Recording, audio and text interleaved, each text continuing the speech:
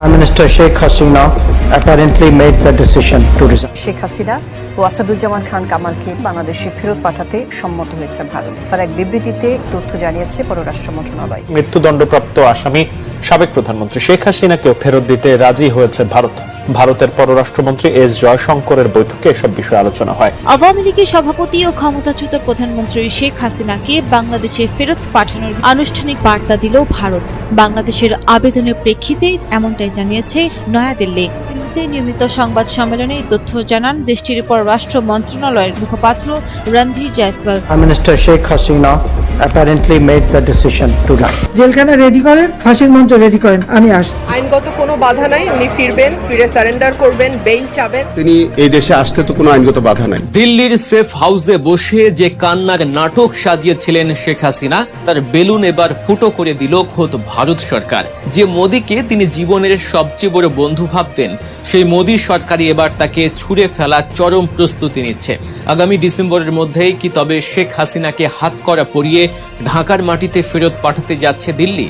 এবার বাংলাদেশের ক্ষমতাচ্যুত সাবেক প্রধানমন্ত্রী শেখ হাসিনাকে দেশে ফিরিয়ে আনার প্রসঙ্গে মুখ খুলেছে ভারতের পররাষ্ট্র মন্ত্রণালয়। এই ঘোষণাটি আসার পর বাংলাদেশের রাজনীতিতে নতুন করে চাঞ্চল্যের সৃষ্টি হয়েছে। অবশেষে বাংলাদেশ সরকার তারেক রহমানের চাপের মুখে পড়ে এই সাবেক প্রধানমন্ত্রী শেখ হাসিনাকে কিন্তু বাংলাদেশে ফেরত পাঠাতে রাজি হয়েছে ভারতের সরকার নরেন্দ্র মোদী।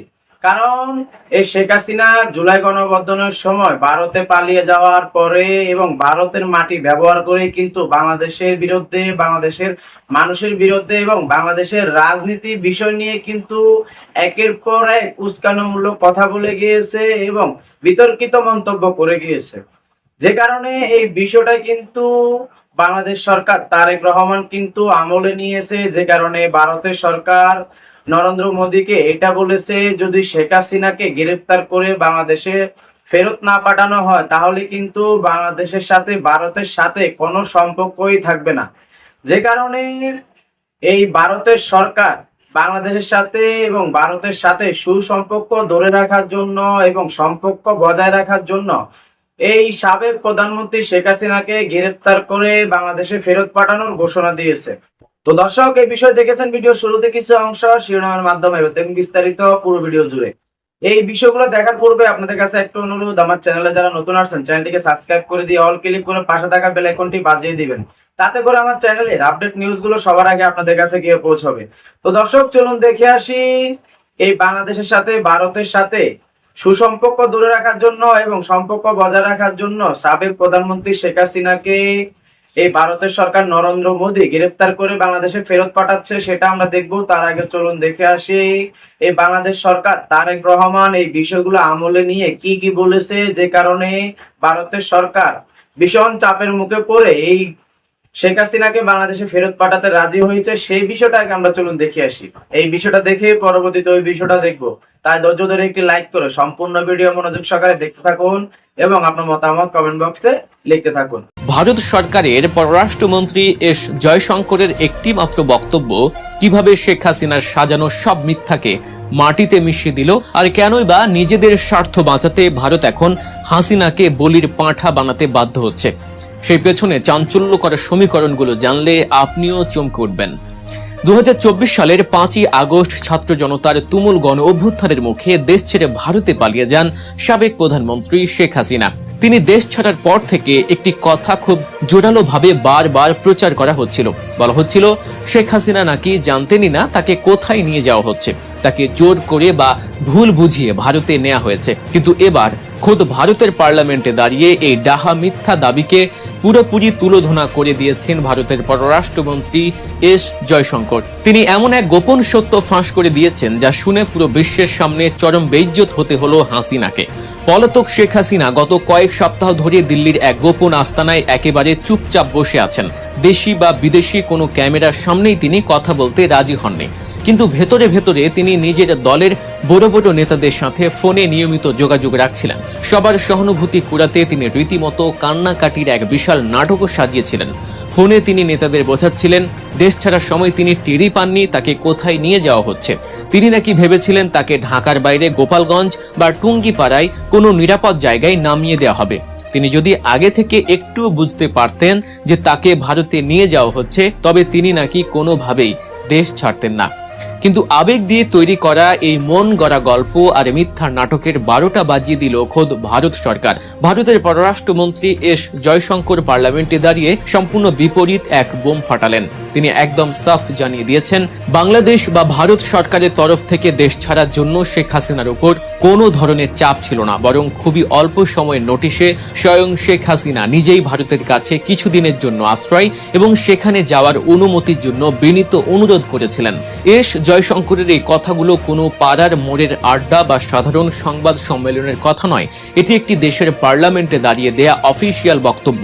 আইনের ভাষায় এই কথার ওজন পাহাড়ের সমান। জয়শঙ্করের এই রাষ্ট্রীয় বক্তব্য প্রমাণ করে দিল শেখ হাসিনার ওই গোপালগঞ্জে যাওয়ার গল্পটি একেবারেই আগাগোড়া একটি ডাহা মিথ্যা কথা। রাজনৈতিক সুবিধা আদায়ের জন্য তিনি নিজেকে অবুঝ দাবি করে যে সহানুভূতি পাওয়ার চেষ্টা করছিলেন তা এখন রীতিমতো মুখ থুবড়ে পড়েছে। এখন প্রশ্ন হলো, ভারত কেন হঠাৎ করে হাসিনাকে এভাবে বিপদে ফেলে সত্যটা ফাঁস করে দিল? এর উত্তর লুকিয়ে আছে বর্তমান ভূরাজনীতি এবং বাংলাদেশের ক্ষমতার পট পরিবর্তনের মধ্যে। বাংলাদেশের ক্ষমতার কেন্দ্রবিন্দুতে এখন তারেক রহমানের শক্ত অবস্থান।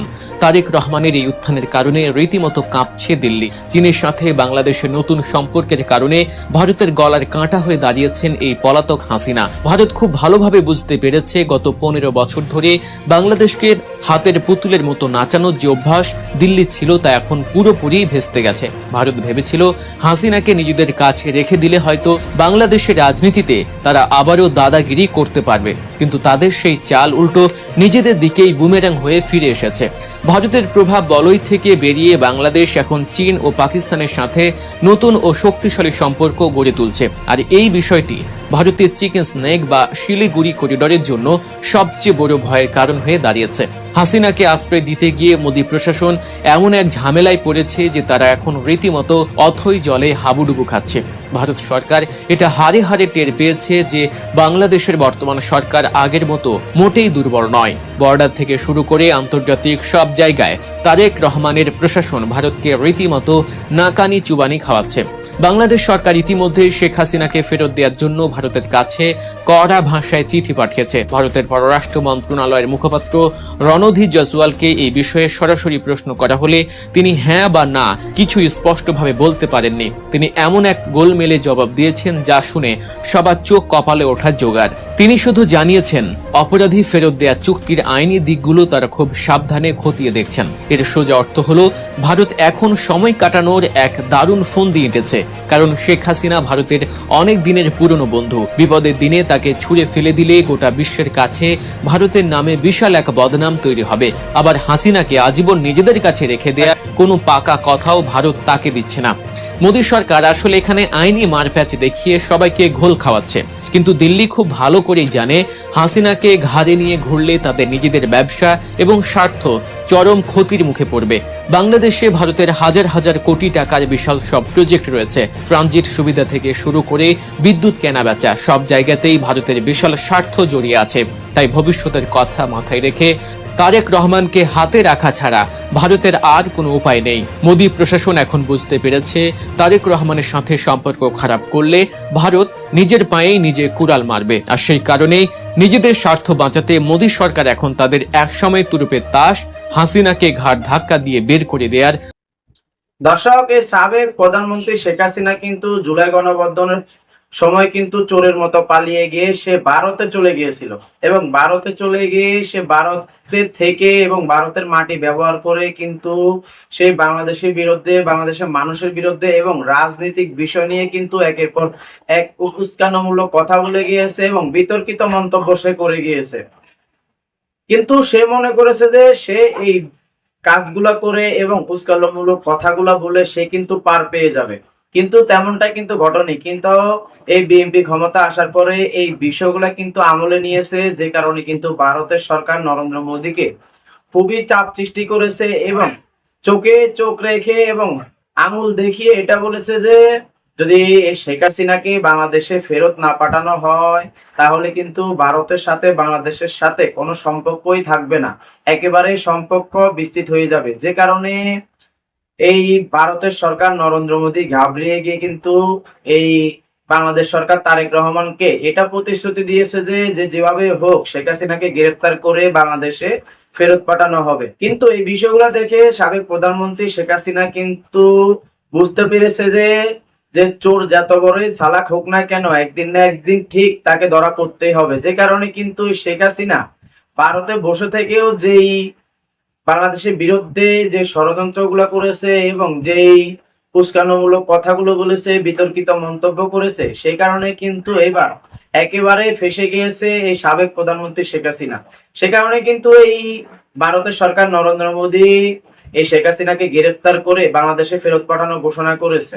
শুধুমাত্র তাই নয়, এই বিষয়গুলো দেখে কিন্তু বাংলাদেশের জনগণ সহ এবং ভারতের জনগণ কিন্তু একেবারে খুশি হয়ে গিয়েছে। কারণ বাংলাদেশের সাথে ভারতের সাথে যেই সুসম্পর্কটা আগে ছিল, যেটা শেখ হাসিনার কারণে নষ্ট হয়েছে, সেটা কিন্তু আবারও গড়তে পারে এবং আবারও গড়ার সুযোগ চলে এসেছে। যে কারণে ভারতের জনগণ এটা বলতেছে যে ভারতের সরকার নরেন্দ্র মোদী যে ডিসিশনটা নিয়েছে, যে বক্তব্যটা দিয়েছে এবং ঘোষণাটি করেছে, একেবারে ঠিক কাজ করেছে। কারণ একে শেখ হাসিনাকে ভারতে রেখে কোনো লাভ নেই, তাকে যত তাড়াতাড়ি সম্ভব বাংলাদেশে ফেরত পাঠানো হোক।